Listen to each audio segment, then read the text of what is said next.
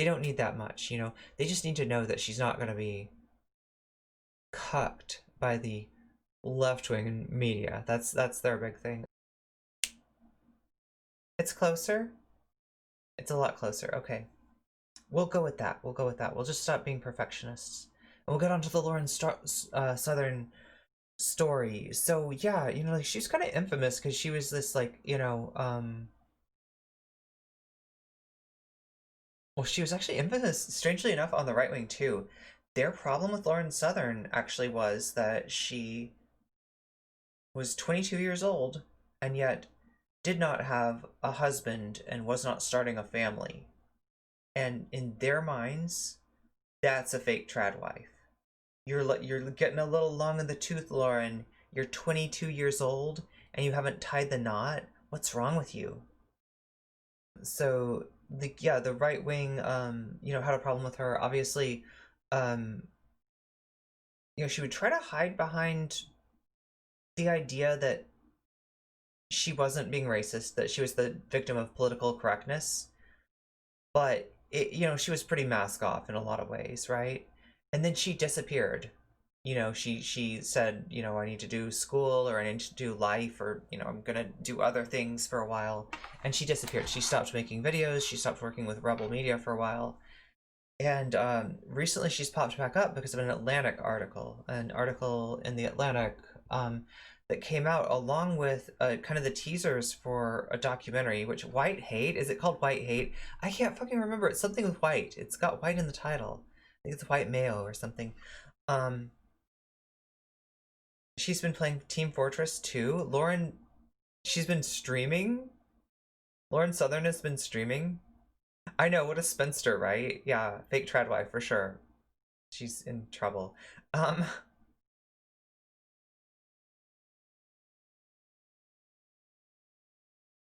I wish I could create a design for a moddable streaming gaming laptop.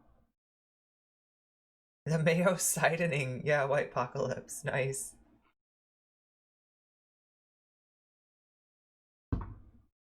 But yeah, so the controversy is that, like, you know, there's an Atlantic article about her, and the article made it sound like she wanted to get out of the alt-right. Made it sound like she had kind of gotten pulled down the pipeline more than she wanted to. That basically, maybe even like where the money was, where the content was, where the, not content, but like where the eyeballs were driving her, where the right wing, what the right wing eyeballs like wanted to see was, you know, what she ended up, you know, taking part in, and that she like had kind of a conscience about it the whole time and was like unsure about it, and it like painted a sympathetic perspective of her, even talking about like you know, her getting like the one of the most striking things was like, you know, she was quoted as saying, as talking about like Gavin McInnes as having like hit on her multiple times in kind of gross ways. And you know,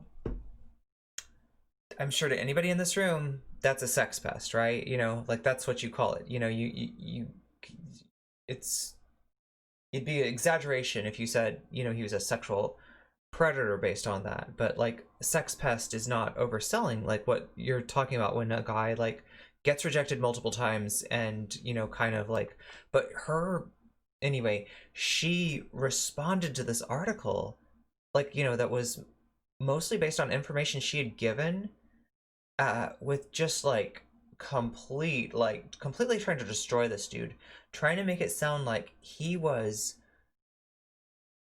a loser and a bad journalist, and that he only resorted to this like kind of article that, you know, she felt like she was really just like completely, you know, lied to, and she made it sound like, you know, basically all this information's bad, like this is a hit job, this is a hatchet job, and it was super sympathetic. But yeah, I mean, I guess it was a hit job if her intentions were to continue in the alt-right, if her intentions were to, you know, were to stay in that, which the article almost made it sound like that we were going to see like a shoe on head type thing, that we were going to see like an attempt at a redemption arc, which, you know, would be harder for Lauren than it was for Shu, because like as much harm as Shu might have done, like it's nothing compared to, you know, the things that like Lauren Southern participated in. So I mean, like that's a hard sell, you know. That's a real question. Like, you know, are you willing to be like, okay, Lauren Southern, she's like, you know, apologized for what she did, you know, like there's a lot that like that would take a lot, really, like really to like kind of convince most people that like that was genuine. But the article did a good job for like a first step, and if she had like, you know, gone with it, I think like that would have been like there would have been some people on the left that would be just glad to like have her a like neutralized in terms of like as an alt-right propagandist, because she was good at it. She was, you know, a face that worked for them. That, you know, there was something about her that seemed, and you know, maybe this is due to the, you know, kind of like implicit racism in the you know, North American, I was about to say US culture, but she's Canadian.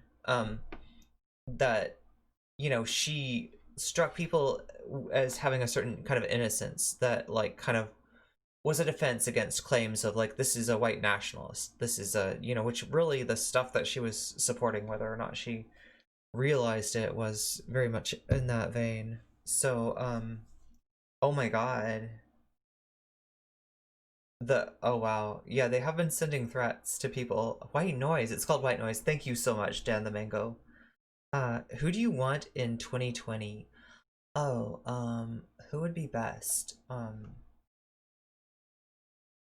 in 2020?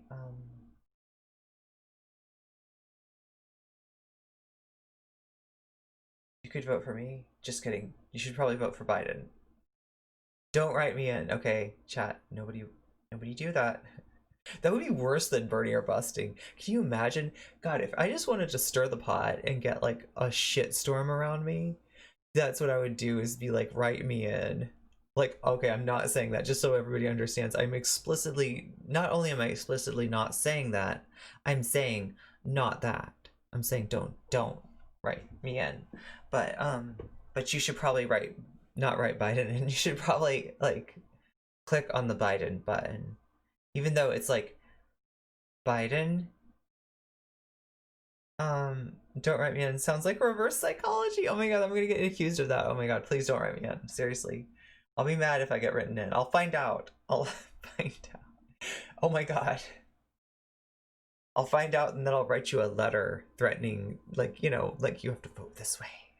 You have to vote for Biden, and I'll know if you don't. Oh my god, chat, I'm memeing, because like that there's a group that supposedly actually did that. Actually, and there's like no way to trace it. There've been emails that people have been getting emails that say that they're from a hate group that I won't mention, and like that they know that this person's registered as a Democrat, and they're in big trouble if they don't go and register right now as a Republican and vote for Trump.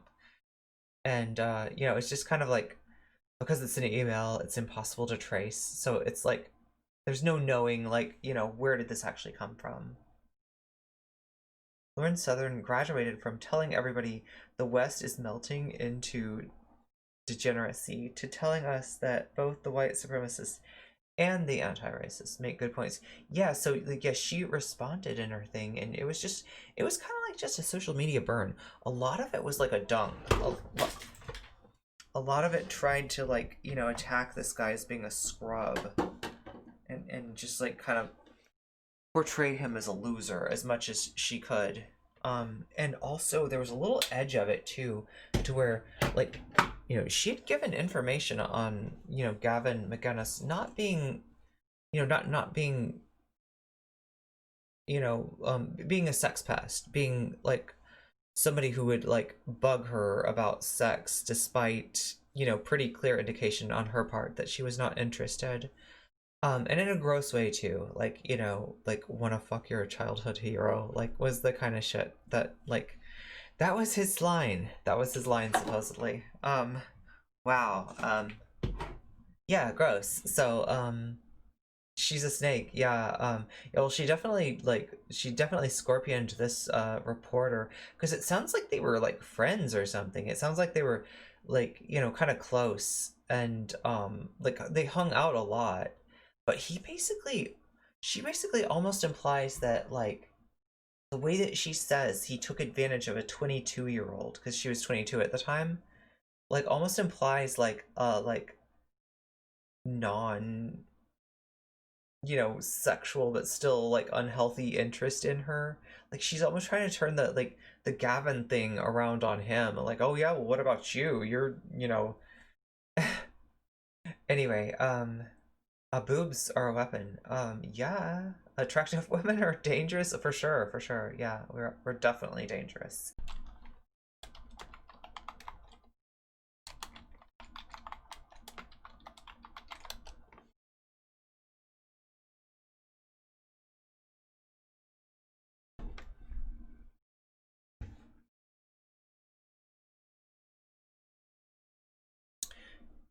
It almost looks like okay, yeah, there's another article on here, maybe about white noise. But yeah, here's the original article about like Lauren Southern in particular. Lens flare. Oh my god. Oh, I remember this. I remember like so I didn't know what this meant, but I was like listening to like a podcast talking about this and they said something about the blinds being fucked up or the blinds like she said these aren't my blinds or like this wasn't my and like this must be what she's talking about cuz this yeah, this is like less than ideal for like a a magazine or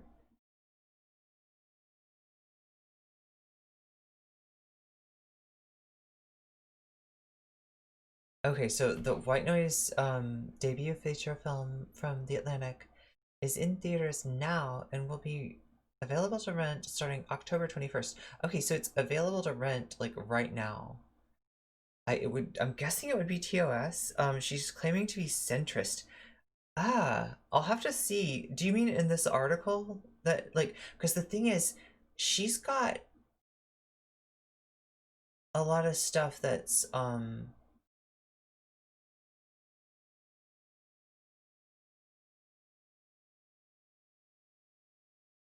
like she tries to walk back a lot of what's in this article, apparently, in her response to it.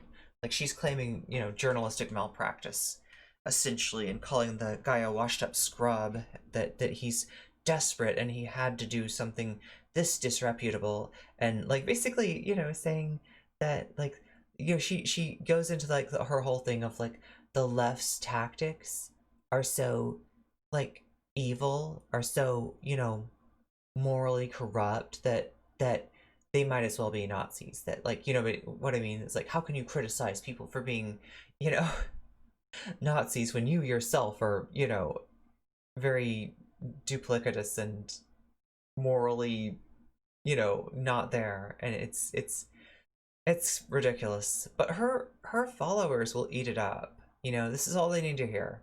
They don't need that much. They just need to know that she's not going to be cucked by the left-wing media. That's their big thing. Did she try to get into Australia and she like couldn't get the visa or something? I think I remember something about that. Oh hey, thank you, Castrix. Politics is super cringe. I know we're gonna get out of this category as soon as we can, Pegu. Um, okay, so here we go.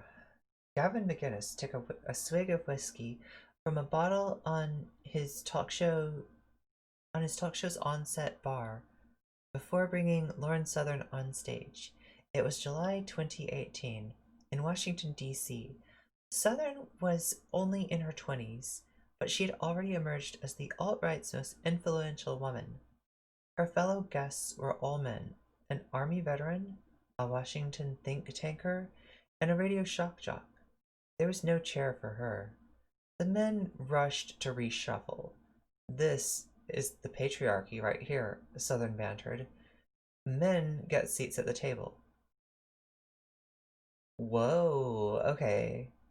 Hey, so chat, can anybody tell me, like, has Lauren Southern, like, is shit talking feminism part of her thing? Or does she only shit talk multiculturalism? Because, like, this sounds kind of, I mean, she's talking about the patriarchy.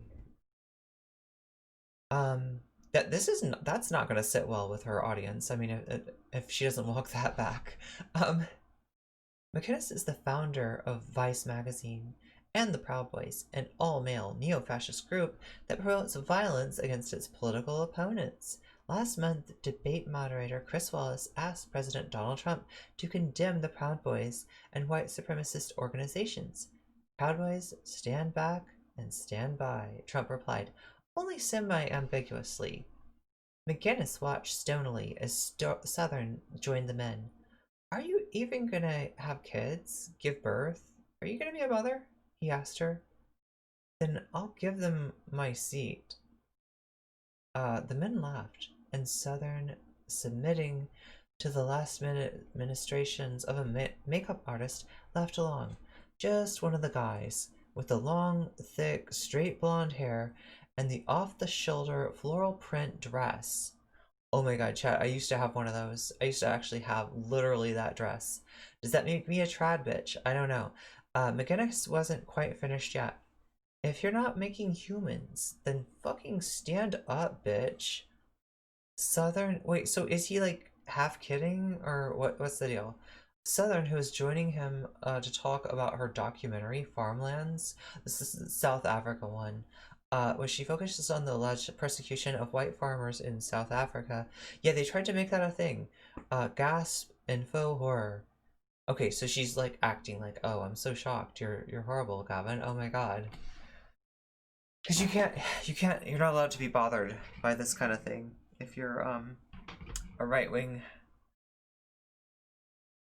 chick like Lauren Southern. She got in a lot of trouble for this, over. Yeah, I think I might turn that, the color source off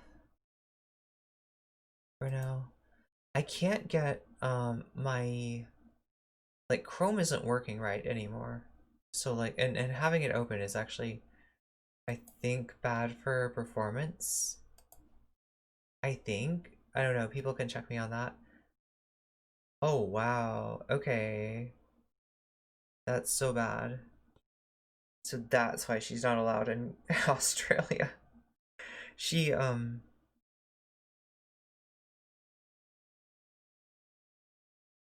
my god, I don't even think I can talk about what she said. Like, this is like, is this the new terms of service? Like, she said she wanted to do something really bad to Melbourne. And I'm guessing that's because is it like a highly immigrant city or something?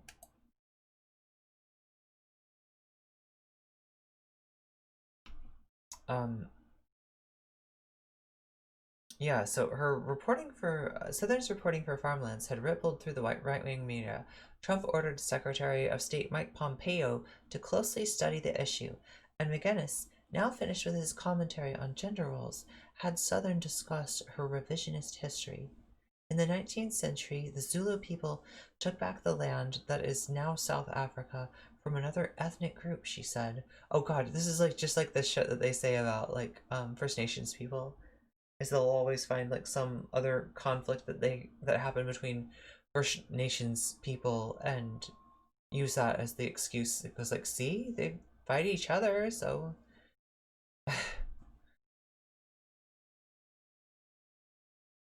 people took the land that is South Africa from another ethnic group, she said. Before the blacks are just as Therefore the blacks are just as responsible for apartheid as the whites. When McInnes brought the conversation closer to home, noting that the white self-hatred is so rampant that she can't even find South African wine in her local bar. This is such a fucking trad, like, right-wing, you know what, like, it's a right-wing hipster thing. Do you know what I mean? To be like, oh, I want to drink the South African wine. You know, like, to be like, this is totally like a, this is part of the, like, wannabe, like, counterculture of Holy shit. Chat, all I gotta say is thank you, OG Prodigy. We got some help last night from one of Amy C3's mods in terms of like a bot, a chat bot that like, let me just tell you, that bot is doing really good things for me right now. Sorry. Southern finished on set and ordered an Uber to the airport. Her flight home to Toronto. Partway through the ride, her phone rang. It was McInnes. Southern listened to him closely for a few seconds. We shouldn't be talking about this at all, she said, laughing uncomfortably. Then her face tightened. See, the thing is, because my moral compass tells me that you have a wife and kids, it's not even in my realm of consideration. Oh my god, she is so like... This is the thing that bothers me about this story, is it like, he's harassing her. You know, he's being a sex pest. Like, he's being a creep. He knows that she doesn't want to have sex with him, and he thinks he can like lean into her and get her to have sex with him anyway. And you know, that's fucked up. But she really doesn't want to be in the situation where she has to be like, look, Gavin McInnes is like sexually harassing me, and you know, she can't ever do that. She would have to become a left. She would have to have like a, you know, why I left the right like arc in order to do that. There's no way she could do that and still be a right winger. If she comes out and cancels like, you know, people's fucking heroes, oh my god, her probably her safety would be, let's be honest, let's be real, her safety would be in danger. She absolutely cannot do that. So she's trying to like manage his emotions, she's trying to like mother him, she's trying to be like, now Gavin, come on, you know that this isn't a good idea, you've got a wife and kids, you know, you want to go home and take care of those good little white babies and that, like, you know what I mean, like she's trying to like just get him to like do the responsible thing for a white nationalist, and you know, be like a family a family guy. I almost said a family guy.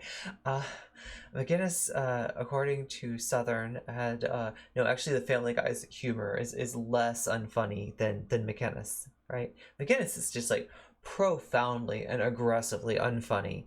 Had just reiterated an offer he'd made the night before, which she'd been out with him. Reiterated an offer. Okay, there we go. He's like that's the thing, is like, you know, if you're gonna offer somebody sex, you don't need to reiterate the offer. You know, if you get a no the first time, you might want to wait for a sign that they're actually interested before asking again. And you know, this is like, this is, yeah, definitely him leaning on like a younger girl and trying to use her like inexperience and hope that, like, you know, she'll just like kind of bow to an authority figure, and it's gross. It's him taking advantage of his like cult of personality too, I think. And yeah, like I don't know, like it's like we kind of already know that Gavin McInnes is a piece of shit. This is not new. This is not news. Let's just say this is not news to anyone. Um, won't get banned, obviously.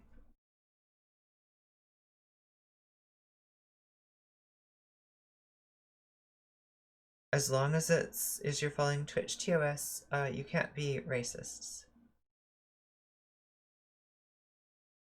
Wait, what?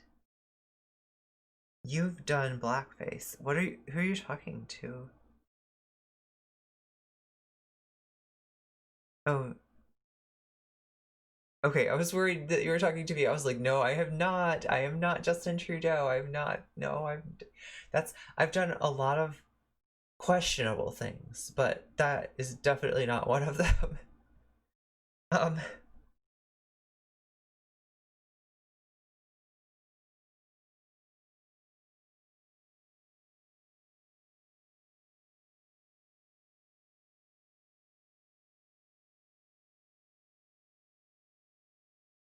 you can only do it if you prove it.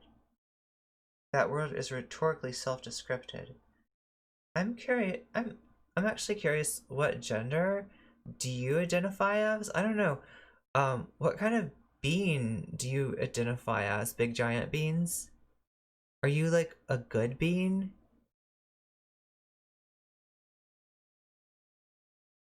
because this is definitely like a safe space for small beans in here.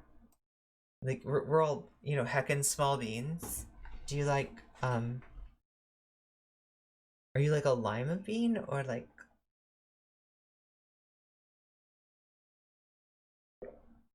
a Boston baked bean? Oh wait, are you a senzu bean?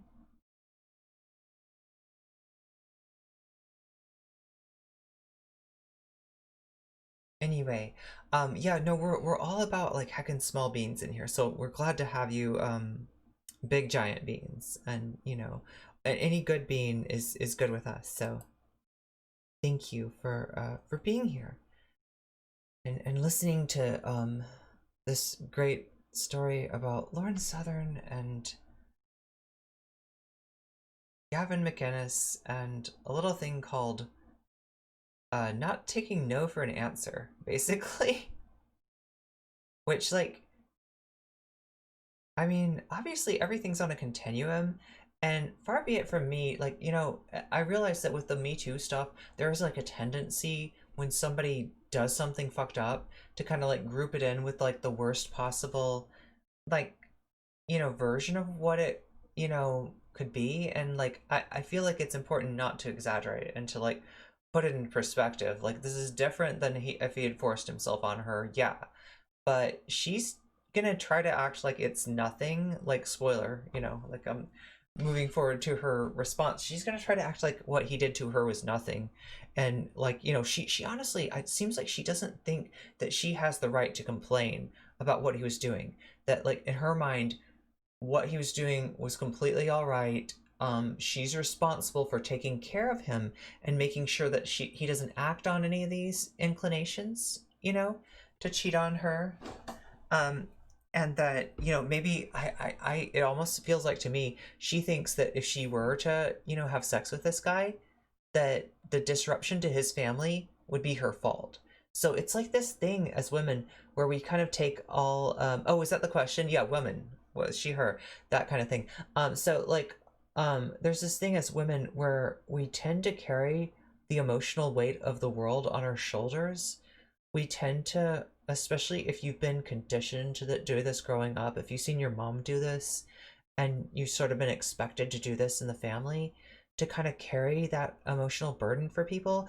And when somebody is like, you know, obviously, you know, needs to get bopped on the nose and go to horny jail, you know, I think she feels like it's her responsibility to like not make him feel bad about it, not bust his balls, right? You know, because like that's the number one rule of the patriarchy. You can never bust the balls. You have to not bust the balls. Like, and the balls are very fragile, chat. Like any like little ding, you know, even like with your pinky can really send a shockwave of pain through the balls. The balls are very sensitive, apparently, and yeah, you have to you take care around the balls, I guess, is what I'm saying. And like we're supposed to, you know, kind of like be on guard and like watch that we don't like, you know, step too close to the balls unless a guy asks us to, and then we're supposed to. But anyway, so it's like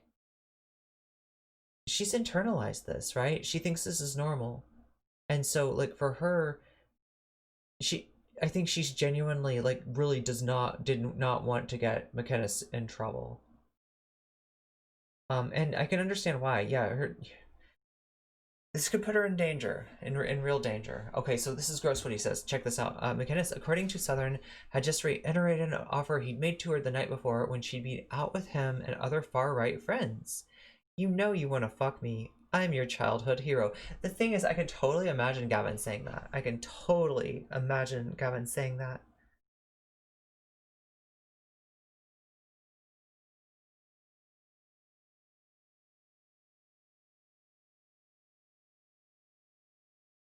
Wait, is there drama in chat? Is there like shit going on? I mean, not like I don't know. Need to pay more attention. Gavin McInnes is such a misogynistic idiot. Yeah, yeah, he's a fucker. He is definitely a fucker. And yeah, this is not news. Like, everybody knows this already. Uh, Thank you for beaning here. Yes, exactly. Exactly. The bean makes me fart.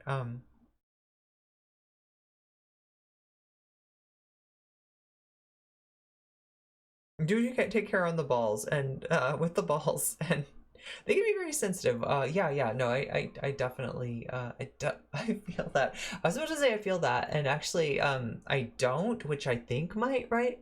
Like, answer another question in chat. Is that what you're asking? If I feel that? The answer would be no, I don't feel that. Like, I literally don't. So yeah, so yeah, childhood hero. That's disgusting. That's so gross. Like, that's such a bad line. That's the worst thing about the fucking thing about Gavin McInnes is he's fucking cringe as fuck. And he thinks he's cool. Like, he's like this Gen Xer that goes around saying, you know what, you want to fuck me, I'm your childhood hero. Like, he's so he's dripping with cringe. He is fucking dripping. The dude is like a walking shit show. And like, I guess that, you know, it's reflected in the nature of the things he creates, let's just say. When reached for a comment, McKenna said, as a married woman, I have never sexually propositioned Lauren Southern or any woman. No, he said as a married man. I'm sorry, chat. I'm sorry, chat. He didn't say as a married woman. Gavin McInnes did not identify as a woman. Not there, at least. Not yet. Wow. With a grimace, Southern hustled off the phone. She was speechless for a moment. Send help, she said feebly. Help. Okay. Alright, by the time that Southern went to McInnes's show, I had been following her for nearly a year.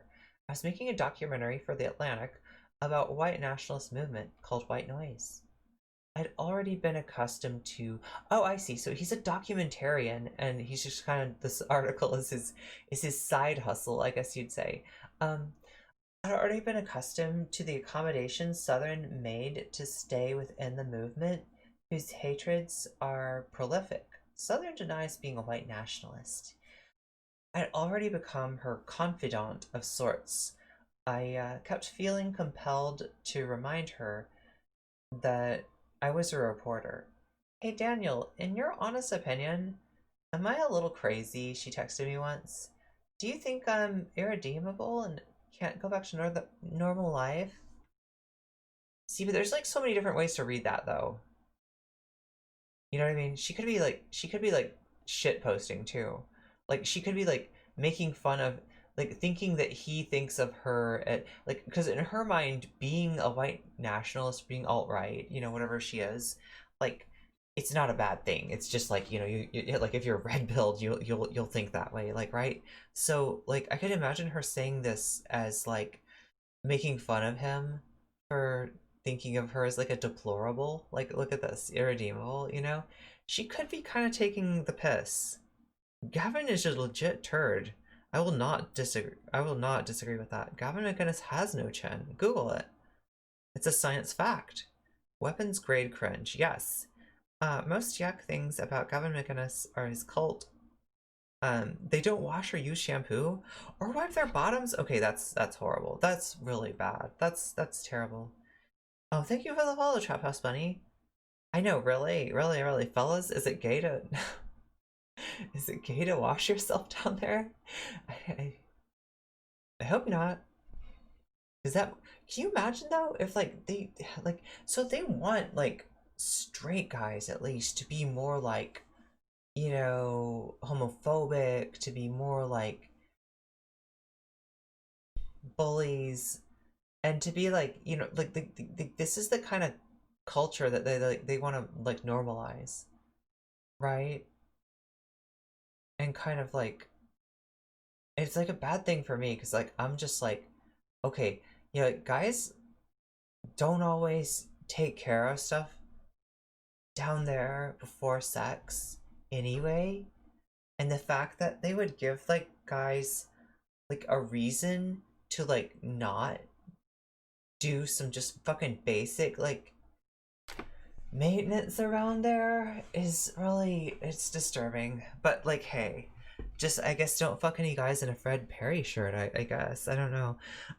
It's one of the 10 pillars of fash, toxic masculinity for sure. I mean, come on. I personally think that Trump is asexual as his pervert behavior is just as fake as the familiarity with people. It's all an act. Okay, so I did not know the answer. It wasn't the first time she'd expressed disenchantment with alt-right. That's what I'm talking about. Is like this article really paints a sympathetic picture. I don't know, maybe he's just like trying to get her to like, you know, like give her a chance to like leave. You know what I mean? Because he's kind of like outing her. I mean, from the I guess from the article that from her, it doesn't sound like he cleared this article with her before he published it, right? It sounded like he published it and he's hoping that like he's gonna burn enough bridges between her and the rest of the right that she's gonna have to like come out. And you know, like that's, I think in his mind, like he's doing her a good deed. He's helping her. Um, or you could see it as manipulative, maybe, but like I don't know. Yeah, it's hard to tell what really went on here. Like it's a he said she said sort of dynamic at this point.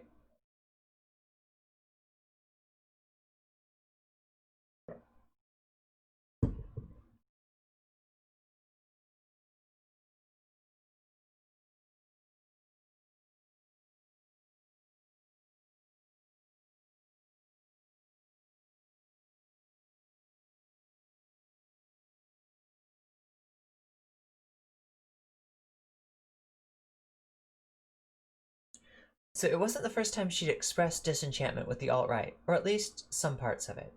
But it was always hard to know what Southern was really thinking, or how deeply committed she was to anything at all. Her misgivings mostly revolved around the harassment she received from members of the movement. Signs of empathy for others flickered only intermittently. You have to keep playing the game until you're out of it.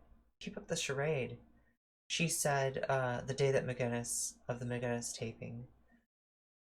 But it seemed likely she was trying to play me as well.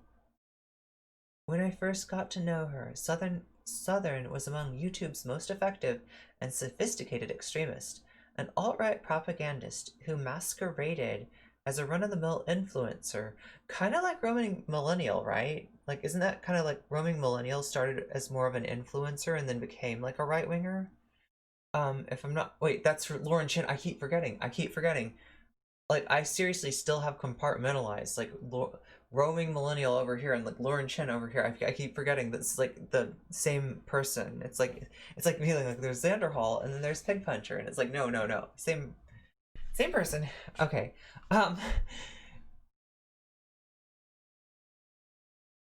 In one June 2017 post titled "Ad-Friendly Makeup Tutorial," she walks viewers through her skincare routine as oh yeah, I remember this. Electropop plays over cherry-colored graphics. You want to use a beauty blender and cover up all your face's imperfections, she said. All right, we're looking gorge. She applies the finishing touch, red lipstick. Her hand drifts from her mouth to her right cheek. Fuck. She slowly writes. She switches to the left. Islam. Oh my god. She tosses back her blonde hair and smiles. You've got this cute, ad-friendly makeup look. It's super flirty. Her 7,000 commenters were thrilled. Oh my fucking god, this girl is on fire. Gushed a faceless avatar. An admirer who went by Hubert jumped in. Trolling level. Elite Grandmaster. Southern, I came to learn, was also an adept troll in person. In another YouTube video, viewed by nearly 3 million times, she pushed to the front of a crowd of sexual assault survivors and activists in June 2015 in downtown Vancouver in the first um and lifts an Sharpie painted placard. There is no rape culture in the West. And as the marchers protest, Southern screams back, "Go to Africa and you will see real rape culture." Wow, okay, yeah. Janice Atkinson, a former far-right British member of the European Parliament, which Southern would be invited to address 7 months after her appearance on McInnes' show, told me that the young woman's tools, among them a quick wit and good looks, made her the best spokesman for the nationalist cause. She can sell it better to my sons than I can sell it, Atkinson said. Oh my god, okay. Richard Spencer, the neo-fascist writer who coined the term alt-right and is known for, among other things, parsimony in praising his comrades, was also a fan of Southern's videos. They're touching on that hot stuff, he told me once. Southern, oh yeah, he also, so Richard Spencer was another person that like talked to this documentarian, like that was part of this God, white rage. What the fuck is it called again? White hate? I can't remember. It's like white noise. White noise. Yes, it's called white noise. Okay, so Southern was born in Surrey, British Columbia, one of Canada's most racially and ethnically diverse cities.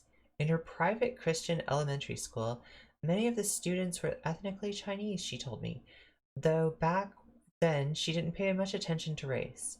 Her father, however, began to feel like an outsider in his community, she said.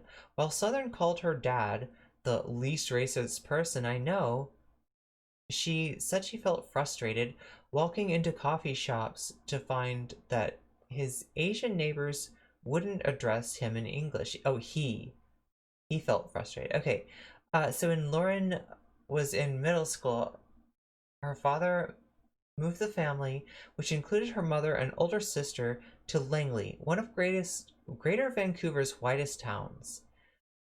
She had a comfortable middle-class upbringing. One of her Bible study friends, Kenzo Nishidate, who was half Japanese, described her as both nerdy and popular. She'd go to weekend house parties with cool girls from volleyball and then show up at school on Monday with a Marvel graphic t-shirt, excited about the League of Legends update. Southern never cared much about her education. She spent her free time reading fantasy novels by J.R.R. Tolkien and Robert Jordan. My grades were garbage, she said. I always had more interest in whatever book I had picked up in the library than the one I was assigned in class. Oh my god, big mood. She said she was diagnosed with ADHD, but her parents didn't want her to go on medication. She planned to join the military after high school. But then, she described, as she described it, she found a fight worth waging right at home. One day in her social justice class, she has a social justice class. The teacher asked everyone to separate by race, gender, according to Southern, white kids on one side, black or brown on the other, boys on one side, girls on the other. The teacher turned to the female students of color and said, "You're oppressed." She pointed to the white kids, including Southern, and said 2 words that changed her life. "You're privileged." Her teacher denies that this ever occurred. Southern told me that she wasn't. Yeah, this doesn't sound like a real thing that a school would do. Like they always have to worry about like right-wing parents freaking out at the PTA meeting. Southern told me that she was incensed. Her paternal grandfather had immigrated to Canada from Scandinavia with little money or knowledge of English. Her maternal grandmother was an orphan. Sure, her parents had raised her in one of Vancouver's wealthiest suburbs, but they had earned it through hard work and assimilation. Plus, she was surrounded by rich Asian, quote-unquote, rich Asian kids who she believed enjoyed far more privilege than white girls like her. Southern felt scapegoated when the class discussed topics like slavery or ethnic cleansing of Indigenous Canadians. At the same time, her father turned her on to right-wing radio on the morning drive to school. She heard the American shock jock Michael Savage say things like Barack Obama was the most divisive, hateful president in American history. He has isolated and marginalized the white male like never before. Southern began to read more widely, devouring books by Ann Coulter and Ayn Rand. At night, she watched McInnes on her favorite late night. Oh, so he really was her childhood hero on Red Eye, on Fox's Red Eye, where he expressed a particular animus towards those who say they are. Of course, McInnes would be a guest on Red Eye. Say they are victims of sexual harassment. Oh my god, so like there's probably a mental block in her head about going forward with what Gavin did. Like, you know, that like she would be one of these bitches that he complains about, that, you know, complain about sexual harassment. If your boss grabs your ass and it doesn't hurt, or you don't like it, quit.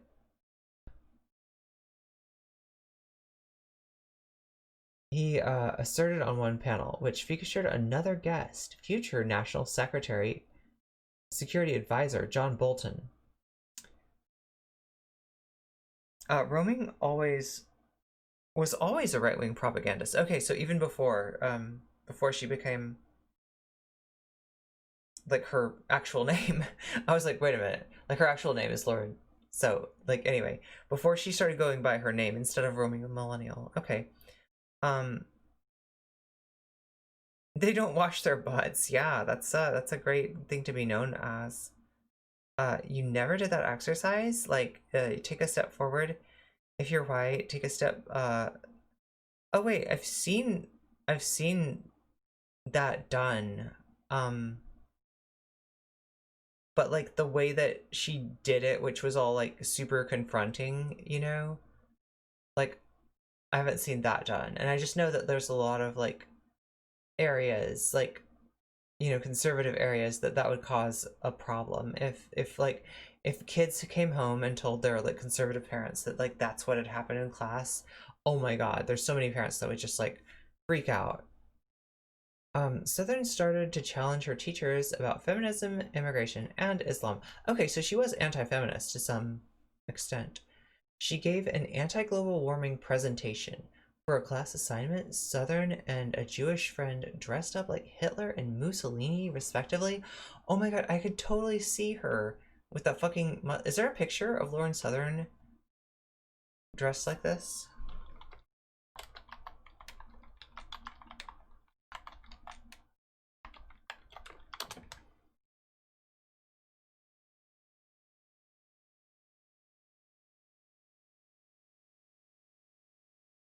Maybe not. So nobody took a picture. Wait, I think this is photoshopped. No, Sarah Silverman. That's not Lauren Southern. No. Yeah, I'm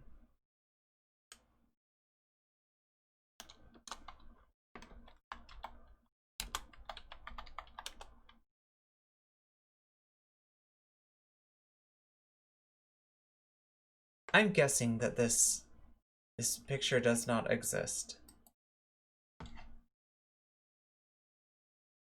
She gave an anti-global warming presentation for a class assignment. Southern, oh yeah, and a Jewish friend. Oh, I see. So it's like kind of...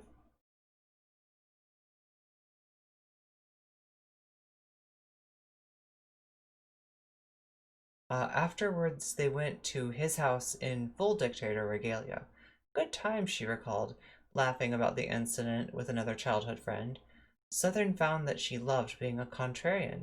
She didn't necessarily believe the things she said or did, she told me, but the power of making her teachers squirm was intoxicating. Interesting. Her rise to social media stardom was meteoric. Trump's nativist presidential campaign coincided with the explosive expansion of the far-right media ecosystem. The premier outlet of the time, Breitbart News, was run by future White House chief strategist Steve Bannon, and the Canadian media executive Ezra Levant had set out to create an equivalent site in his country. He called it Rebel Media and asked Southern to audition after meeting the young firebrand at his energy conference, where she peppered the speakers with questions. After meeting the so Steve Bannon met the young firebrand at the energy conference, and the young firebrand being Southern. Southern struggled at college while working as a cocktail waitress at a casino. Seized the opportunity. She raced back to her high school, paid a student from the AV class a few $100s, and worked with him to record her first viral hit, Why I Am Not a Feminist. Sporting red lipstick and fake lashes. Oh my god, chat. I feel so called out by this. That became her dividing aesthetic. Southern asserted, despite popular belief, feminism is not, in fact, a synonym for equality. To her shock, the 4-minute video took off, reaching 1.2 million viewers on YouTube and had another 30 million on Facebook. Southern dropped out of college and relocated. Sounds very tempting. Relocated to Toronto, where Rebel's offices were located. Each week, her videos seemed to grow more inflammatory and offensive. She converted her state-registered gender to male. Oh my god, I did not know this. To critique, as a critique of Canada's lax policy towards gender transition. Oh my gosh, she wants it to be more hardcore. Like, make those trans people work to change their gender marker. Yeah, it's just too easy. It's just too damn easy. Oh my god, what a bitch. Okay, she traveled to a refugee camp. Chat, I actually usually try not to use the word bitch as a pejorative, right? Actually, I would love it if bitch would take on a positive connotation, because, like, usually when I refer to myself as a bitch, or call someone else a bitch, it is a, like, mark of respect. Okay,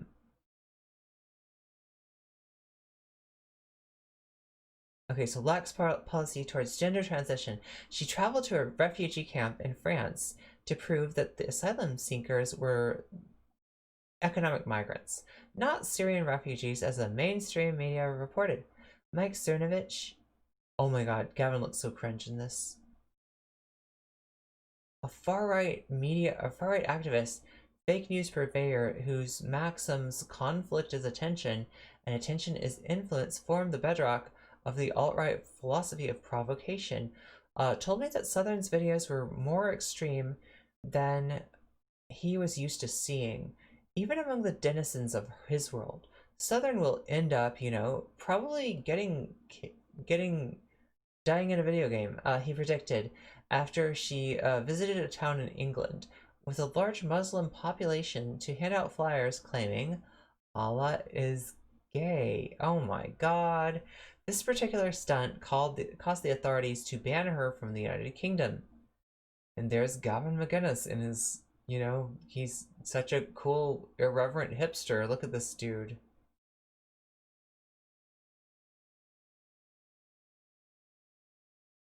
Like, I feel like he's the human equivalent of some kind of, like, highly unpleasant skin eruption, chat. Do you know what I'm saying?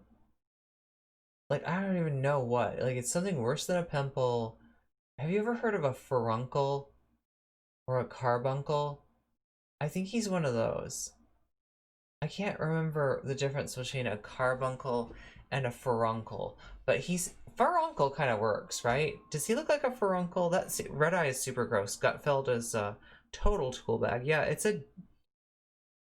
well, I think there was a while when they first started out that they had trouble filling their lineup because the thing that they try to do is be irrelevant, cool, like righties, like try to be like we're the modern day George Carlins. They always want to claim that mantle of like George Carlin, and so they couldn't find enough people that were like actually like could just hang with that, right? And so Gavin McInnes is like definitely fake hipster shitbag, kind of. The walls were bare except for, okay, so like, here we go.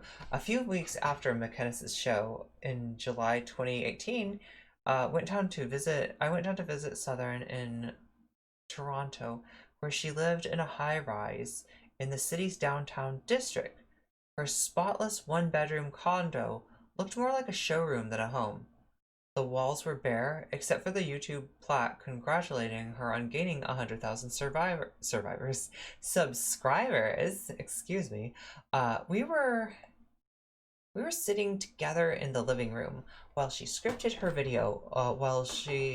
When her new boyfriend emerged from the bedroom, George Hutchison, who was 30 at the time, runs a Canadian group called Students for Western Civilization.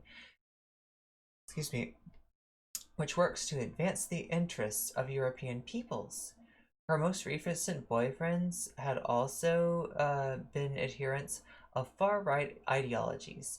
She had gotten engaged to a prominent conspiracy theorist and had an on-again, off-again fling with a Croatian neo-Nazi. Maybe I'm too picky, she'd mused before Hutchinson joined her at IKEA. Wait.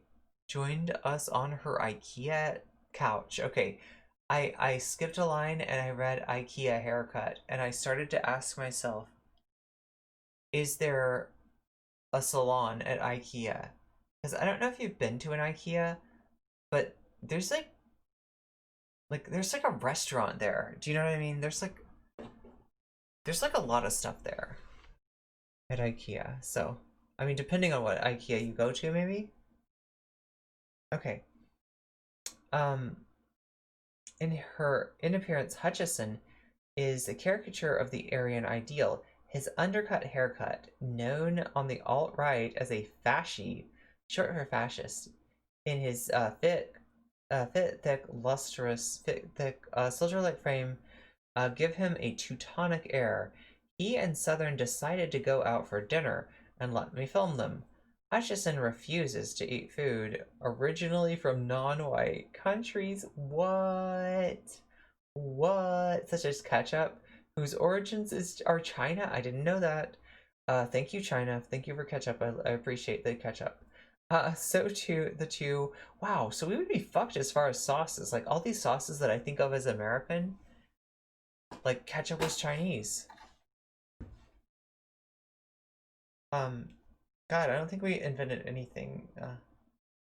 Facing limited restaurant options, chose the British-style Oxley Public House, of course. In Toronto's, like, the most white restaurant you could possibly find. Okay. Boisterous diners were enjoying one of the summer's first long evenings on the restaurant's patio, but Southern and Hutchison's mostly sat in silence, scrolling on their phones. Doom scrolling. Southern dipped into the red sauce next to Hutchison's burger. That tastes non-European. Are you allowed to eat that? She asked sardonically. So she's kidding. Yeah, tastes non-European, he confirmed, without a hint of irony. So she's like teasing him about his weird thing about not eating non-European food. And he's like, that's right, unironically, but unironically, oh my god. This is the Atlantic hit piece. That's right. That damn Atlantic hit piece. IKEA haircuts would not surprise me. Somehow, though, Flart Ball. Somehow, if there was IKEA haircuts, they would be like actually pretty decent. Somehow. But there would be some problem with it. Like, you'd have to give yourself part of the haircut. That's how IKEA haircuts would work. You'd go there and they would, like, I don't know, cut the part of your hair that actually takes technical skill, and then they'd hand you a buzz cutter, and they would just have you do the easy part, or whatever part is easy, like, you would have to do yourself. That would be the thing, is it would be very cheap, but you'd have to do a part of the haircut yourself. I hope people get my overly explained joke here. Anyway, after a drink, the couple loosened up a bit. Southern told Hutchison that she dreamed of graduating from short videos to feature-length films. Sure, her direct-to-camera videos offered a strong argument and reached a lot of people, she said, but they were starting to feel derivative. If she could pursue longer narrative projects brought to life with Hollywood-level soundtracks, sweeping drone shots, and I do love the drone shots, high-resolution cameras, she thought she could tell more powerful stories. Hutchison looked uneasy as his girlfriend continued to talk about her career ambitions. All of us Europeans have responsibility to reproduce, he interjected. Oh my god, so she's talking about all, like, the things she wants to do. The cool creative stuff, you know, let's be real. She's a racist making propaganda, so they're not cool or creative. But, you know, all of her work, all the stuff that she thinks is important, he's like, hey, you know, you should be, like, having babies. Southern looked down on her plate. That's a very cold way of putting it, she responded. Do you want to have a family for the sake of love, or just because it's a duty thing? Motherhood is to woman as war is to men, her boyfriend replied steadily. I want to serve my nation. That's a quote, isn't it? That's a quote from somebody. Southern's eyes glazed over as Hutchison kept talking. Finally, the waitress arrived. I hope she dumps this guy. The waitress arrived with the bill. Hutchison gestured for Southern to grab it. Okay, cool. I'll make it a business expense, she whispered. Earlier, she'd told me that her boyfriend leaned on her financially.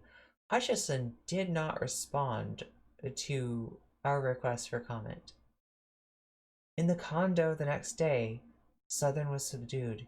She was feeling burned out, professionally and personally, she told me.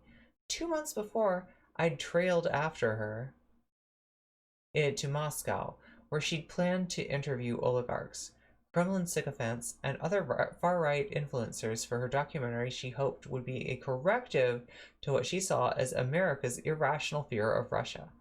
But to her consternation, she found Putin's Russia to be alienating.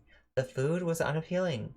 The taxi drivers invented rates depending on their mood, and people in the streets had little interest in being interviewed, and few of them spoke English. She spent most of her nearly 2 weeks there in her hotel, drinking lattes and refreshing her Twitter feed. Oh my god, what a vacation. Back in Toronto, she sounded almost wistful about her past, recalling the days when she and her far-right friends had stayed up all night eating burritos and making videos for the Rebel. I discovered it gets much darker and much scarier when you stay in. It gets much darker and much scarier when you stay in it long enough, she said. Southern had a Phyllis Schlafly problem. Her ostensible allies frequently attacked her as a trad thought. Oh, nice. That's the other kind of tea thought, huh? An alt-right term for a single woman who supports traditional values, but doesn't live them. If you look up trad thought on Urban Dictionary, the first thing you see is a video clip of Southern. She seemed to sincerely share her movement's view that female temperament and women's rightful roles, at the very least, she was adept at parroting them. She told me that women biologically hate the stress of work, and that it sucks being a girl in the feminist world. We've got an ambition problem as women in politics. We've seen so much experience, and experienced so much. Will we be able to be a housewife? She said in another time, oh my god, still she felt besieged by the insult directed at her by the alt-right men. She made a response video called Why I'm Not Married. She was 22 at the time. Did we see this already? I think I've had some scary experiences, some heroes that have fallen for me. I've certainly gotten a shorter fuse for this nonsense of everything is women's fault. Sexual assault is a very real thing. There certainly are power dynamics within the business. I mean, she's okay with sexual assault being a thing, but she doesn't seem to believe in sex pestery. Business world where there's got to be a better name for that. What do we call, like, being a sex pest? What do you call that? Women have to be careful. This is something that I've really learned is the I forgot trad thought. only Yeah, one that classic. can really protect me is me. And I think women are having to learn a lot of hard lessons when it comes down to it. It sounds like somebody's read the Lauren Southern response to this article. Just a note: the guy is writing it pretended to be her friend, repeatedly tried to force her to put forward false Me Too claims for over 2 years. Got mad it didn't work out and wrote this. Not a Lauren fan, but this reporter is scum. You are sometimes your first and last defense. I mean, Captain Obvious, do you have anything besides just the she said of it? Like anything like that kind of confirm anything that he said that was like inconsistent with something that's like objectively provable? Or that's usually what you look for, is you look for, you know, where do you see the inconsistencies if you're involved in a he said she said kind of situation. I do think that there do seem to be some signs that maybe he might have been exaggerating the degree to which she wanted to get out of the alt-right, because this article makes it sound like she's getting fucked with by, you know, sexist guys, and she kind of wants out of it, but she doesn't really know what to do. But I could see him maybe exaggerating that in order to burn her bridges with the right and encourage her to actually leave.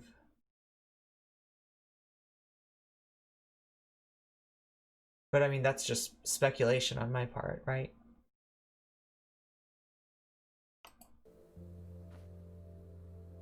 You did, though, start your career with a lot of anti-feminist commentary. Do you ever have moments where you look back at that early work and say maybe you played a role in that mentality?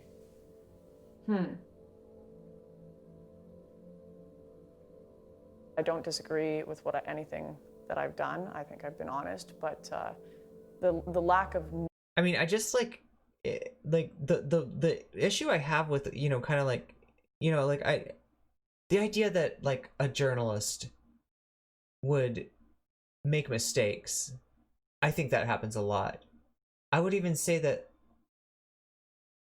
I don't know, I couldn't really tell you a ratio, but I almost want to say that most articles probably have at least one minor mistake, that, and it comes from something like you interview a source and you misunderstand the source, and instead of using the source's quote, you summarize what the source said, or you characterize what the source said, and you're actually mistaken. Like, that's not what they meant. You misperceived what they were saying, right? That I'm convinced that kind of thing happens a lot.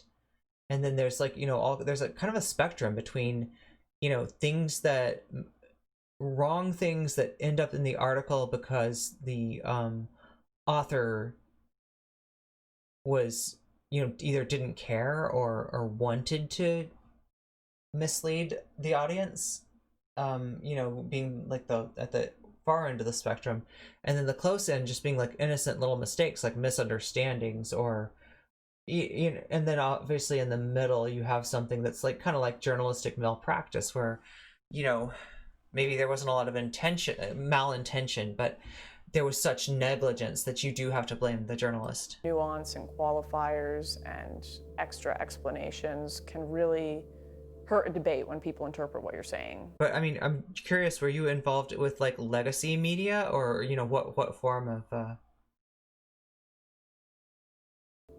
of journalism? Differently than how you wanted it to be interpreted.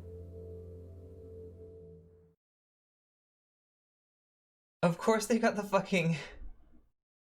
Okay, I noticed also, like, the latest epic rap battle that was Joe Biden versus Trump. They had the Trump kept on doing the okay sign.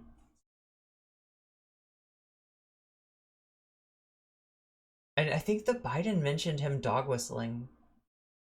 While the alt-right's men were forever putting Southern in her place, they simultaneously venerated her as a goddess. Although this often collapsed into crude come-ons, oh god, gross, in social media and in person, See, this shit almost makes, like, as bad as she is, this shit almost makes me feel sorry for her. This movement grew in part out of the manosphere. Oh my god, yes. Epitomize, yeah, manosphere being a conglomeration. Let's see, the manosphere is comprised. We've got pickup artists, we've got MRAs, we've got MGTOWs, men going their own way. What else am I missing? Incels? Are incels part of the manosphere? But yeah, it's this scary thing. It's a scary thing, the manosphere. The headline is on his website ranged from what is rape to how to cheat on your girlfriend to when in doubt, whip it out. Fucking Cernovich, yeah, gorilla mindset. we need some kind of gorilla mindsets in chat. I don't know. When I have a million emotes, we'll get a Mike Cernovich emote. Then there was Spencer, who was accused of verbally and physically abusing his now ex-wife. Oh, that was Spencer that got accused of that? The only language women understand is violence, he told his former spouse, according to their divorce filings. Spencer denied the allegations. One of Spencer's colleagues, Matthew Heimbach, co-founder of a fascist organization called the Traditionalist Worker Party, squeezed his wife's cheeks until they bled after she confronted him about having an affair. Oh my god. Yeah, of course. In 2016, I'd attended the Spencer-led conference in Washington, D.C., where the speaker described women as reptilian animals who should be left to hang naked. Oh my god, I can't even read this. He basically thought that bad things should happen to women if they had sex with a Muslim man. Okay. Oh my god, so I'm in trouble here. We need to flush the disloyalty from our gene pool. Oh, that reads so ugly. Because it's horrible. He announced the roughly 200 men and 10 women and 200 men and 10 women in attendance. Nice. Southern's attitudes towards her own sexualization was convoluted and contradictory. She knew her audience would respond to a cleavage shot. Like, you see girls do a political video, if they have their boobs up and out, they'll get like 500,000 extra views. Damn. God, I wish I had boobs. It's a clickbait. It works. She told me she didn't do that, she added, but she also rarely appeared on camera without being fully made up. Still, she would express anxiety, if not fear, about the ugliness and aggression of men who were drawn to her. She told me about an email folder labeled Nut Jobs, where she deposited notes from fans asking her for sex. Her mother had discovered deepfake porn videos juxtaposing her daughter's face onto a body being penetrated. She said one man messaged her saying he hoped she was, oh my god, that's something. Okay, well, I don't think I can say that on stream.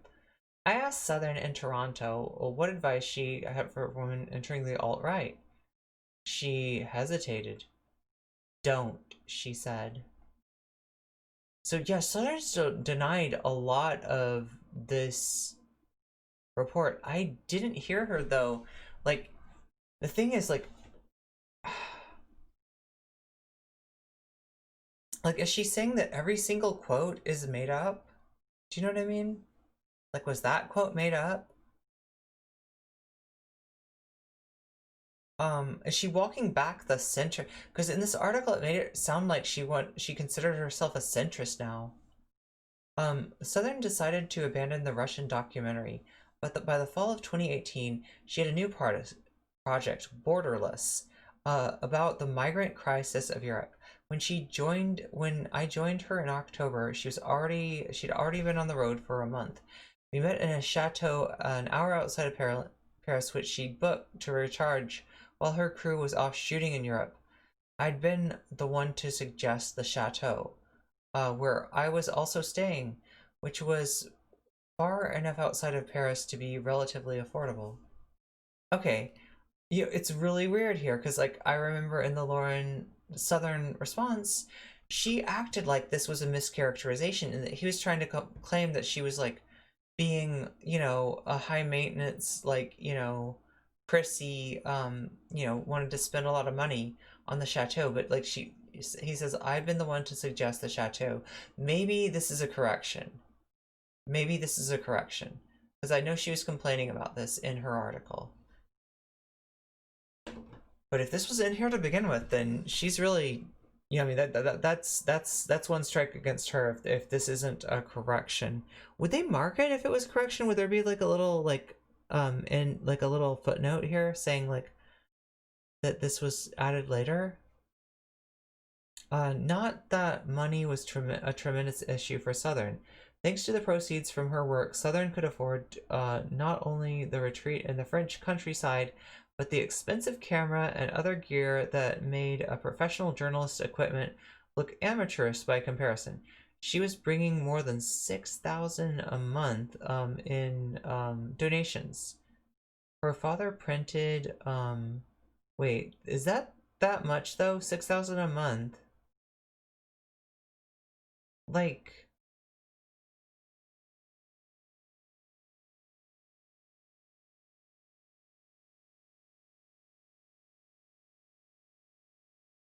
that's like six figures, but just barely, right? 6,000 a month?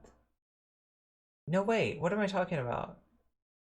That's like 72,000 a year.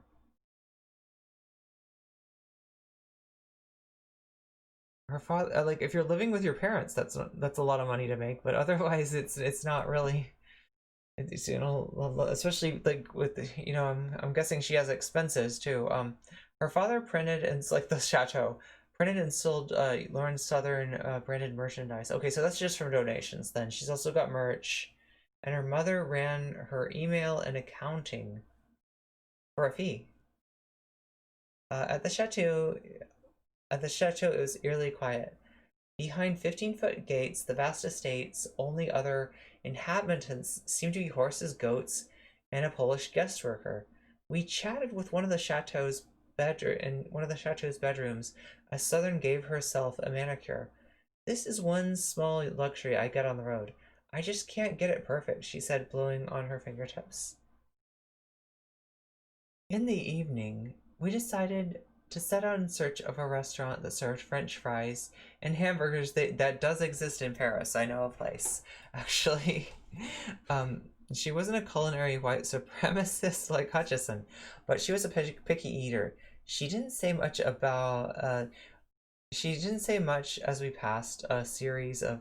It's actually a kind of common thing for Americans living in France to get, you know, to want to have you know, something like a burger and fries, something that reminds them of home. She began to cry. Former fans had become a sex-crazed.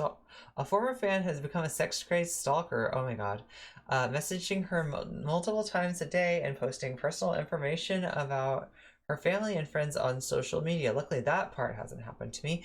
She was also worried about getting hit on by far-right figures. That she refused to attend fundraising meetings without a chaperone. That makes sense. Even McInnes, yeah, I wonder what all she walks back. Even McInnes had not stopped sending her flirtatious messages. She said she didn't. Jesus Christ, this motherfucker doesn't know when to quit. She didn't know what to do or whom to tell. If her father found out, it would break him, she said. He was a huge fan of conservative pundits like McInnes. If everything was so awful, I asked, why had she embarked on this new film? She offered the same explanation I'd heard many times before. She didn't want Europe to be overtaken by Islam. I responded, Camp of the Saints reader, no doubt. I responded the familiar arguments. Europe's Muslim population, for example, was a mere 5% and was expected to increase only by about 11% to only about 11% by 2050. Even in France, where right-wing philosophers warn of a grand replacement of white, grand remplacement of whites, Muslims make up more than 10% of the citizenry. Muslims don't make up more than 10% of the citizenry. By the time we sat down to dinner, she was calmer and told me some excited news. She'd met someone special, Catholic, tough. He made her feel safe. She smiled with a genuine look of pleasure. And then, with some hesitation, she told me that her new crush wasn't white. Race isn't everything, she said. I strained to keep a poker face. What matters is happiness, not race.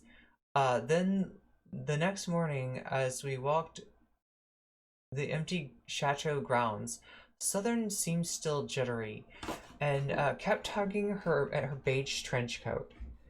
We have almost the same symptoms as addicts, she declared, apropos of nothing, clutching her phone. Oh, social media, yeah. It's true. I thought back to an interview I had with her in Russia, where she first mentioned her addiction to celebrity. You get a little high when you get those likes on YouTube. When you, hey, go support my YouTube, yeah. When you get all those shares where people are talking about you, it's a crazy sensation and a feeling that I never had psychologically prepared for. She vowed again she's going to quit YouTube. Quit YouTube as soon as she finished Borderless. Her new boyfriend gave her reasons to get out. Several days later, an Airbnb closer to Paris, Southern's video team reassembled, including two Brits, a Colin Robertson and a director, George Llewellyn. I can never pronounce this name. Lewin? I don't know how it's pronounced. It's like a Welsh name, chat. How do I pronounce Llewellyn? Is it Llewellyn? I don't know how to pronounce Welsh shit, chat. I suck. The cameraman. They were two partners. Another surprise for me, and had dated for 5 years. Soon we were joined by Lauren's latest man, shirtless and clutching coffee. Shirtless? Wow. He conferred with her in whispers before turning to me. He wanted to remain anonymous. Southern, he's a civilian.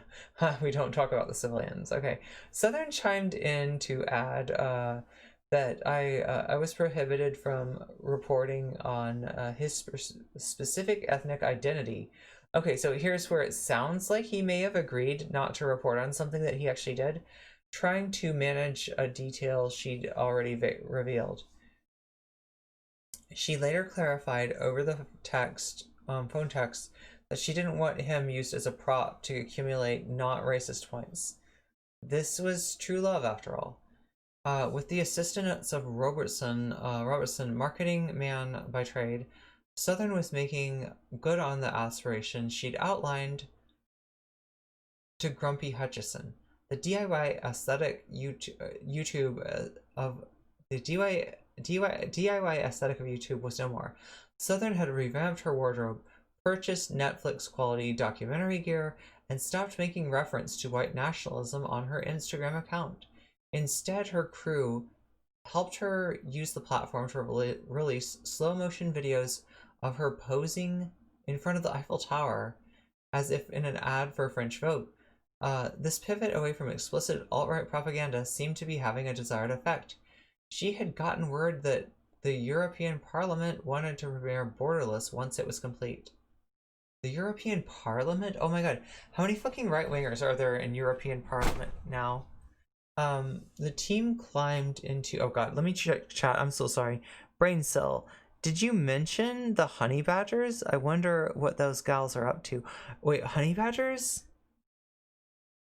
Squeezes wife's cheek. That sounds familiar. Until they bred. That ratio checked out. Clue Allen. Oh, Ewan? It's pronounced Ewan. It's pronounced Ewan. Okay, I did not know that.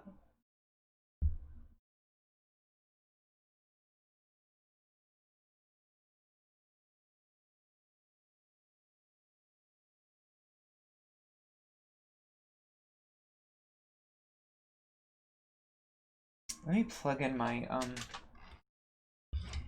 tablet so it doesn't...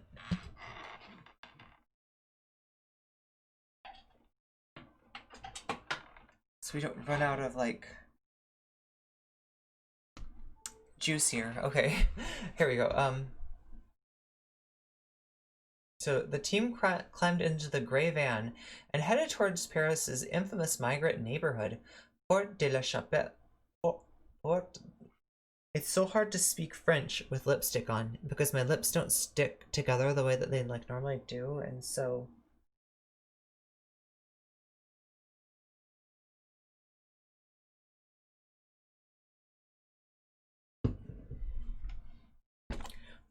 Port, Port, Port, Port de la Chapelle.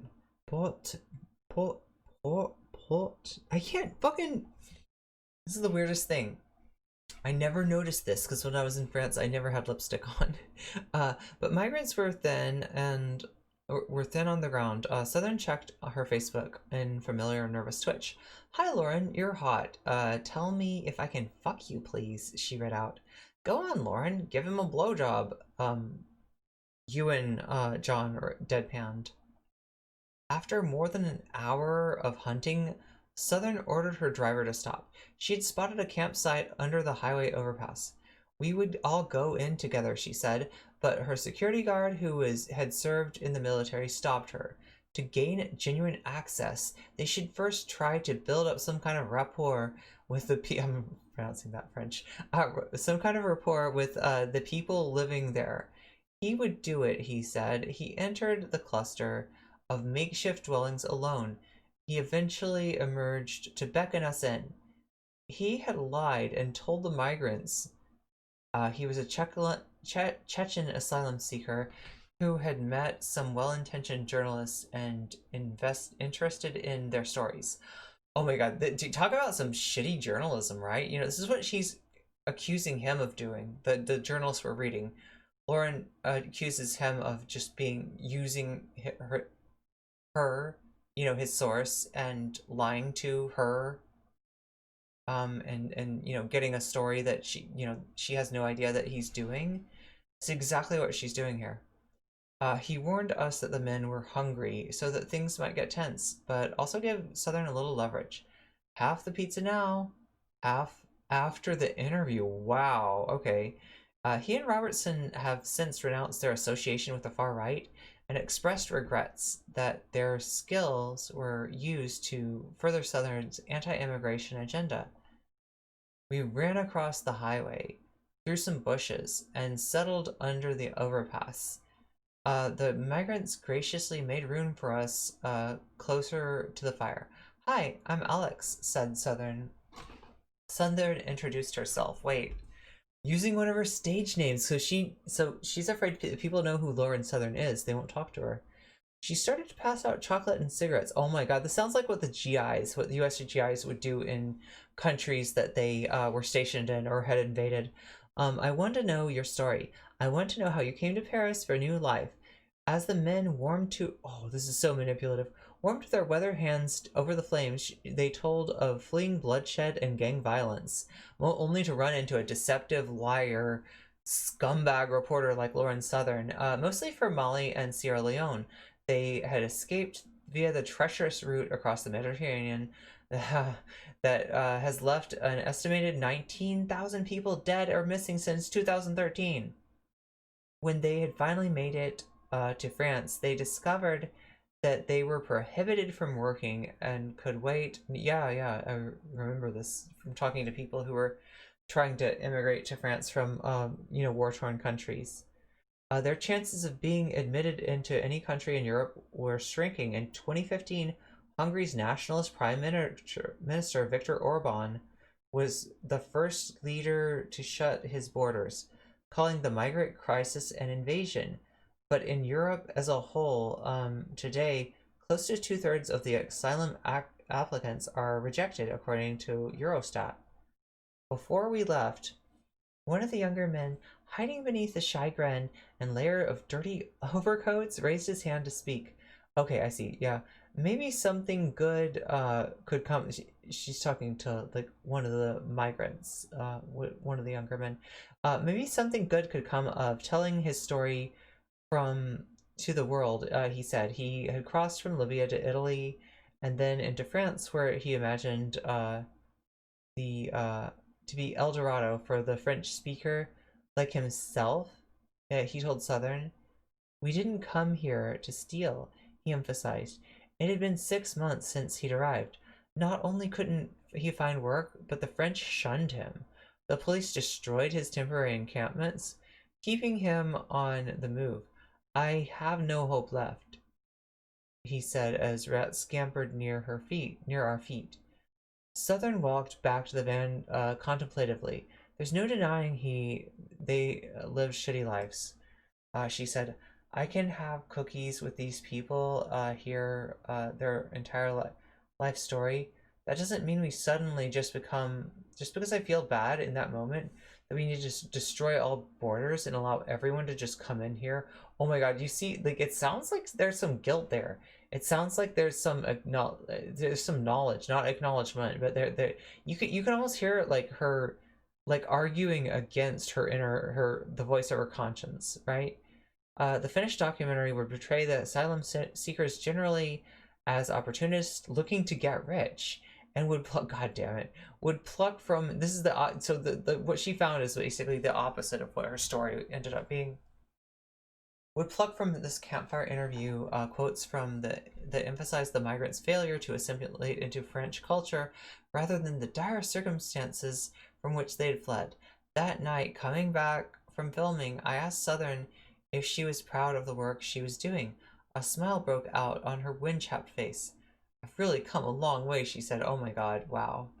In January 2019, Southern screened excerpts of Borderless at the European Parliament in Brussels. She was feted with visiting heads of hate. Yeah, that almost fits better.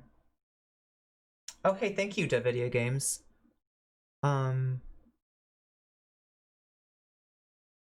Is she the? Yeah, she's the one that shot the fireworks. That's right. KFC. Drop a bomb, hand out a cookie. It balances out in the end. There we go. Yeah, moral self-licensing. Yeah, flares, I think. That's exactly right. And it has been 2 hours, and I do need to like probably get some kind of water or something. I don't know. I feel like my voice sounds ragged.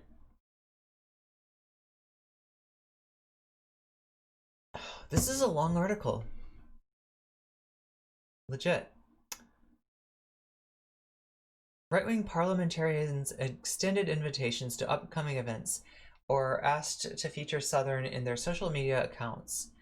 With nearly a quarter of the European Parliament now controlled by the far right, much of the center pandering to the group's anti-immigrant base, Southern faced no opposition inside the hall. Okay, nearly a quarter is controlled by the far right. Wow.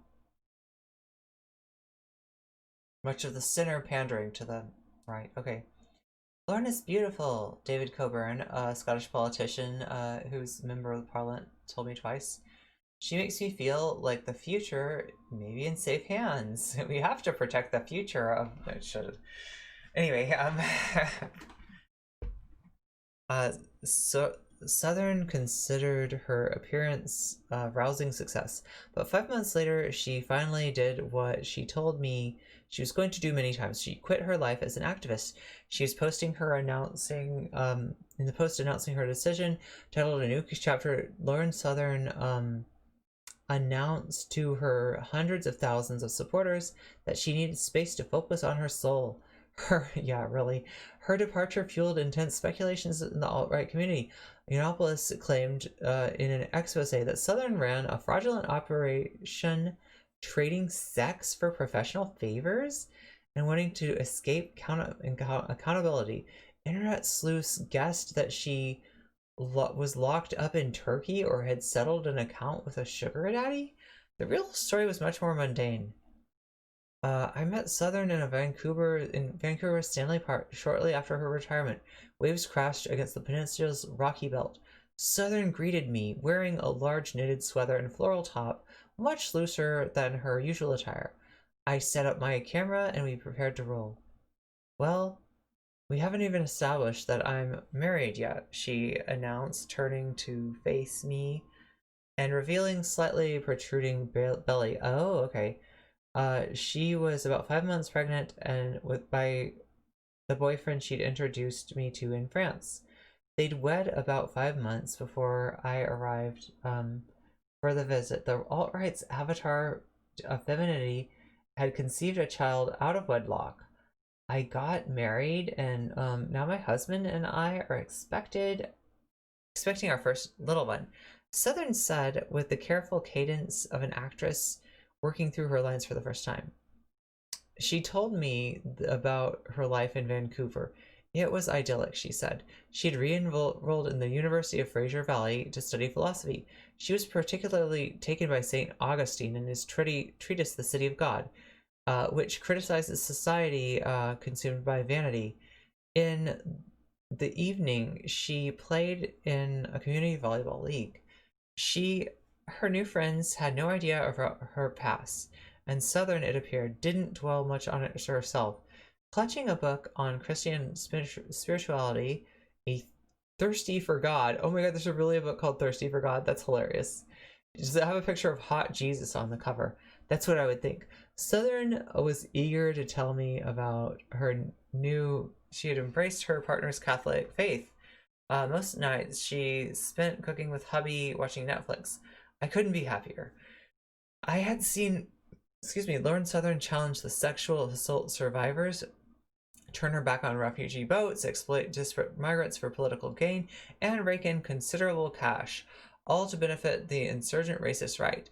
The day I landed in Belgium to see her give a speech about the European Parliament, I'd learned that about my grandmother, a Holocaust survivor, had died.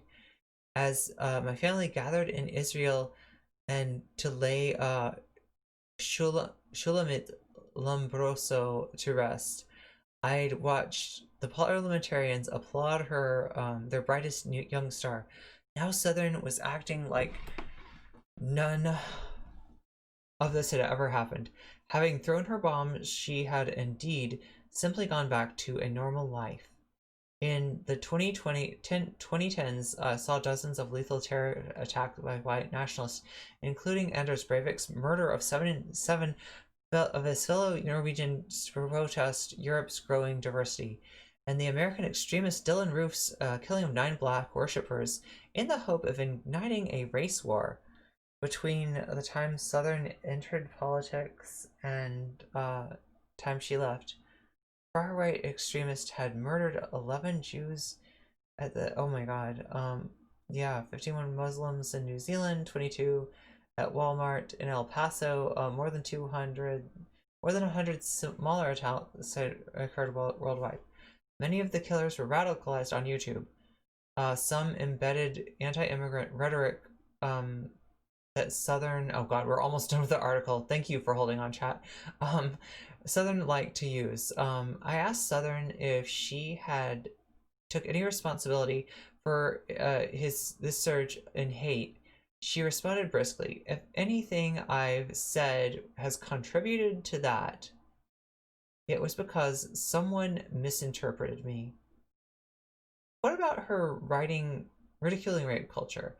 I still think that the points, I still stand by the points today. And about her partner, who is part Asian, what does he think of her politics? My arguments about family and focusing on the community, I believe it's true. It's hard to personally follow something that is, quite frankly, an ideal. So she says like that most people should do it, basically. I think that's what she means, is like, yeah, it's an ideal, you should do that, but like, for her specifically, because she's a journalist and she's got, this complicated life, she's exempt from that. Like, it's a guideline, it's not a requirement. That's, how she'd like to see it. Unfortunately, the rest of the trad community does not see it that way. She kept telling me that she'd grown more compassionate, but whenever I asked her pointedly if she regrets her past work, I got obfuscation and tactical apologies. I regret letting myself get as cold as I did. Okay, and it is the most she would offer during our last in-person interview. This past summer, Southern moved with her husband and her son to Australia. Okay, she lives there now, where she has returned to activism, and she got in trouble with Australia. She is working on a new documentary called Crossfire which she promises will bring nuance to the political discourse. It's also centered on policing brutality and race, according to the trailer, and it will expose the reality for those caught in the crossfire of the lawless protest of the crime. She also frequently appeared in commentary on Sky News's on the country's Sky News channel in inveighing against COVID-19 restrictions and cancel culture. Of course, there was never going to be a reckoning. No accountability, only retreat. It's chilling how much damage one young person with a knack for social media can do. Okay, so I think I get it here. Like, I see in this article that I feel like the seeds for the article that Lauren Southern thought that he was going to write. So I'm almost believing that he went into this article with the intention of portraying Lauren Southern as human. He actually did a pretty good job of that, but he also balanced it with not cutting her loose for the responsibility. And like, he doesn't say it, but I'm interpreting his inclusion of the personal detail of his, Holocaust surviving grandmother dying during all this as kind of something that reminded him of how important the stakes are here, and that he didn't want to let somebody like Lauren Southern like just kind of walk back what she'd done. That if she really wants to make up for the harm that she's done, that she's got to do more than just like rebrand herself. She's got to face it and say that she was wrong, and fight the same people that she worked with before.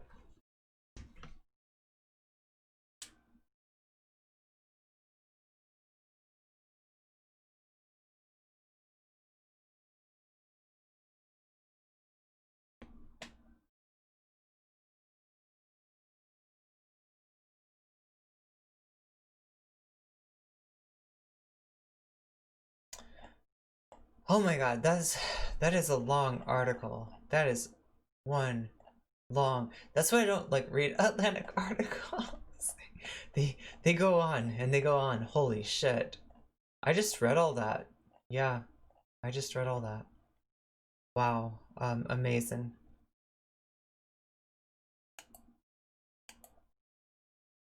And I do want to read her response to that, but I kind of want to like I kind of need something in between it. Like, I can't take that much Lauren Southern in one sitting. Do you know what I'm saying, chat? Do you feel me? I should get some water. Yeah, I know, right? Did I sound bad? Lauren's connection to Identity Europa. I haven't. I'd like to think she has a conscience, but she hasn't. She basically a psychopathic husk of all her tears.